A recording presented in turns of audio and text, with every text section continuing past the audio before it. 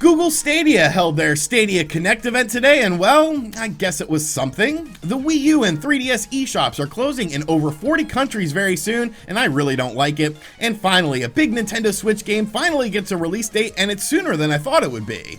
What's going on, guys? I'm RGT85. If this is your first time on the channel, be sure to hit that subscribe button. But without any further ado, let's talk about what's going on in the world of video games. So Google Stadia, of course, has been a very interesting product, I feel. When it was first unveiled, I really didn't see the big deal about it. Some people seem to like it, and that's cool. You can, of course, like what you like. But for me, Google Stadia just didn't seem like something I would end up using. And, of course, I have not ended up using Google Stadia. It's just been a really weird launch for Google Stadia. It felt like a very soft launch. They promised all of these features. They promised all this interactive stuff, and a lot of those features still to this day are not available on Google Stadia. Of course, there's the whole thing about paying the full price for the games when you don't really own them. They're pretty much just locked in to the Google server. So I didn't really like Google Stadia. I didn't really see the point of it, but some people did have hope for this service, and Google themselves just seems to be sort of treating this as sort of an offshoot thing. I don't really feel like they're putting all of their time and effort like they sort of promised they would be, and really taking this very seriously. It looks just like another Google endeavor that they wanted to try out. They pretty much promised to flip the video game world upside down by not needing consoles anymore, but it seems like a lot of people don't really share that same sentiment. Well, Google Stadia, of course, held their Stadia Connect event today, which is similar to a State of Play or Nintendo Direct event where you basically talk about upcoming games for the Google Stadia service. Now, what was the big game that Google Stadia was talking about today? PUBG. Yes, PUBG is the big game that Google Stadia was talking about today. PUBG will be free for Google Stadia Pro members and will include the new Cold Front Season Pass. Now, if you're a Stadia free member, you can get the game at the base game for $29.99, or you can get it bundled with the Season Pass for $39.99. And when it comes to PUBG, I don't really feel like that's a banger in 2020. Like, I feel like if you've wanted to play PUBG, you've probably played PUBG. You've played it on console, you've played it on your PC, or you can even play PUBG Mobile. Now, obviously, if you're playing it on a mobile device via Google Stadia, you will get the full PUBG experience, which I guess is cool, even though there's still a lot of devices that don't support Google Stadia. That was something that's supposed to be rolling out at some point in time, but we haven't really seen it. But PUBG, it's like, if you wanted to play this game, I feel like you're playing this game. Is PUBG even still really all that popular? I honestly don't follow the whole streaming scene all that much. I know PUBG was very, very popular at one point in time in the streaming scene, but I feel like there's other games out there that have now sort of taken over PUBG. But yes, PUBG is coming to Google Stadia. There will actually be cross-platform play, which is actually pretty cool. I will give them that. But yeah, PUBG was sort of the banger from this event. The other interesting thing I thought was that EA is joining up with Google Stadia. Now, EA talked about 3 games coming to Google Stadia: Star Wars Jedi Fallen Order, Madden, and FIFA. Now, none of these games were given release dates or anything like that, but obviously the weird one to me in this is Star Wars Jedi Fallen Order, because once again, this is a game that's already released on the PS4, the Xbox One, and the PC. So I feel like if you wanted to play this game, you have probably played this game. You can also get this game on sale pretty often. Is this going to be a $60 game when EA teams up with Google Stadia to launch this game on Google Stadia? Because I think that's one of the biggest hindrances of Google Stadia, is the pricing just seems to be all over the place. Like, a lot of games that should be cheaper seem to come out at the full $60 or $50 price point when you could get them on PC, or you could get them on a console for much, much cheaper. Now, the other thing I think is interesting is how will this impact EA Access? Obviously, EA has their own online server thing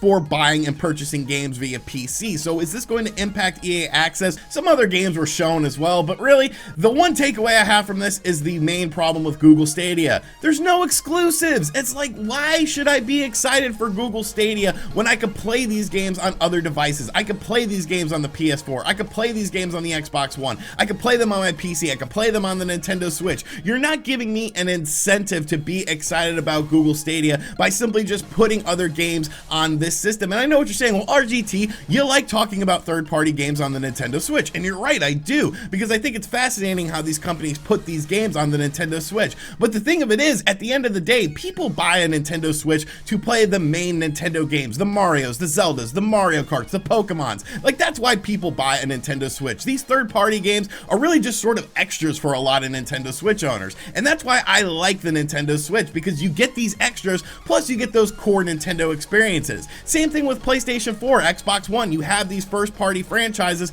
to go along with the third party games. Google doesn't have anything like that. So to me, this was just another meh event. Like, I really don't care. This didn't do anything to make me excited for Google Stadia or want to try out Google Stadia, even though it's like free right now or something like that. But yeah, Google Stadia held their Google Connect. I was not very impressed with it, but maybe you were. Maybe you want to check out some of these games on Google Stadia. So let me know in the comment section down below what you thought of this event.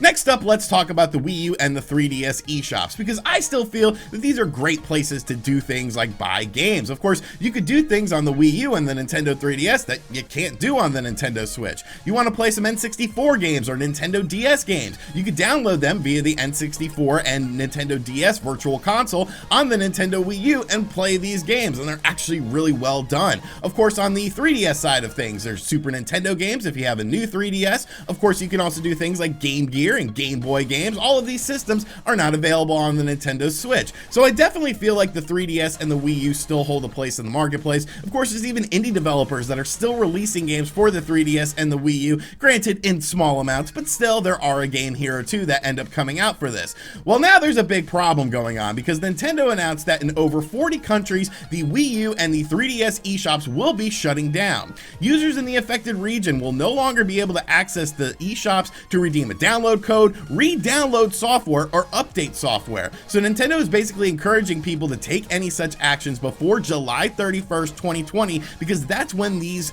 eShops will be shutting down. Now, most of these countries that are included in it are probably considered smaller countries, but there are some interesting countries in here. Countries like Argentina, Colombia, Honduras, Jamaica, like these seem to be pretty large countries with a sizable amount of people. So to be shutting down the Nintendo eShop for the Wii U and the 3DS in these regions is kind of startling, especially considering the fact that it's happening so soon at the end of July. Now, obviously, this is not something that is completely widespread. If you're in, North America, USA, Canada, you're fine. European countries, Australia, you're fine. But still, to see this sort of shows that Nintendo is closing the book on these eShops. They didn't really give some sort of rhyme or reason as to why they're doing it. They said they pretty much just evaluate their business decisions and base them on what is going on in these climates. But it's something that is startling, because obviously this means that eventually the Wii U and the 3DS eShops will be closing in other regions as well. And who knows when this could impact, America or something like that, where I feel like a lot of my viewer base is. I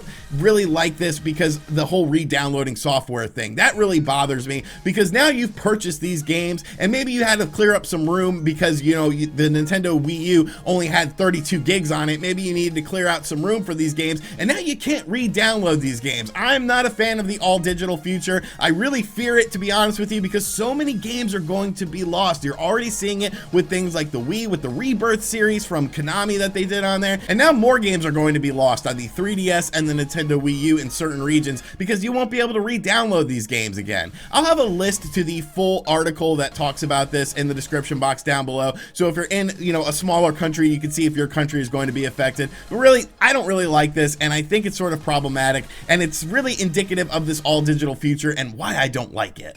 And finally, 2 games have been given release dates, 2 games that I will be buying. One of them is a multi-platform release, and one of them is a Nintendo Switch timed exclusive. The first game we're going to talk about is Ion Fury. Now, Ion Fury originally released on the PC, and it was originally called Iron Maiden. And well, Iron Maiden, Bruce Dickinson, they didn't really like that. Like, you don't mess with Kiss, you don't mess with Ozzy, you don't mess with Iron Maiden. Like, these people are very protective of their IP and their namesake, so they don't want to see their name on a video game. But I think it was actually kind of genius to name it Iron Maiden and then have to change it to Ion Fury, because not only did you get video game websites and video game YouTubers talking about it, but you also got the music industry involved as well, because Iron Maiden actually ended up suing over the name Ion Maiden, and then the game was of course called Ion Fury. But what is the actual game Ion Fury? It is a fast-paced, old-school first-person shooter that just looks, well, it looks absolutely gorgeous. It's obviously done in the Duke Nukem style. It's done by 3D Realms. There's people from Duke Nukem and Max Payne campaign that were involved in this game, and I just think this game looks absolutely awesome. I love these old school first person, you know, sort of computer-based shooters. We've been seeing a lot of them come out recently. Of course, all the Doom games have come out recently across all platforms.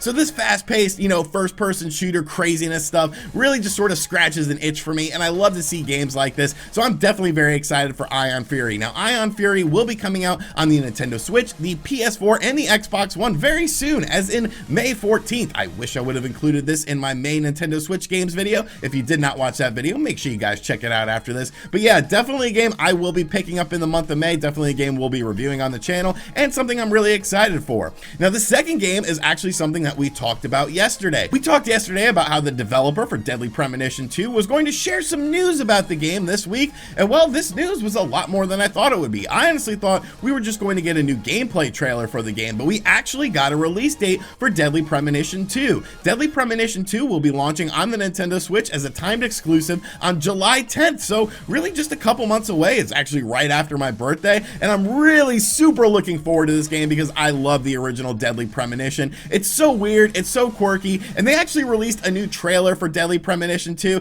and it's funny because the trailer sucks. Like, there's nothing to it. There's just like a song that plays, and Francis York, who is the main character, is just sort of like falling down into this abyss. Like, it's so bizarre, but I definitely feel like it's indicative of what the game will be. You will be playing as Francis York Morgan, who is the first character from the first game, and it's sort of like a sequel and a prequel to the first Deadly Premonition, so I guess there's going to be some different sort of time management in this game as well. All I know is I'm really looking forward to this game. It's definitely very quirky, but I feel like this game is going to be something really cool. As a big fan of the original Deadly Premonition, I'm very excited for this, and it's coming out, like I said, right after my birthday, so happy birthday to me once again. And yeah, so Deadly Premonition 2, July 10th. Make sure you have it on your calendar. Of course, we will be reviewing that game on the channel. All right, so that is going to do it for today's video. I hope you guys enjoyed it. Let me know in the comment section down below what you think of everything. Are you surprised that Google Stadia's little event today didn't have anything exclusive? Because, well, I'm not really. What do you think about the Wii U and the 3DS eShops closing down in certain regions? Is your region affected by this? And finally, are you picking up Ion Fury? Are you picking up Deadly Premonition 2? Because I will be buying both of them. And as always, guys, thank you for checking out this video. If you're new to the channel, make sure you subscribe and turn on notifications. Check out other videos on the channel as well. And as always, I will catch you guys on the next one.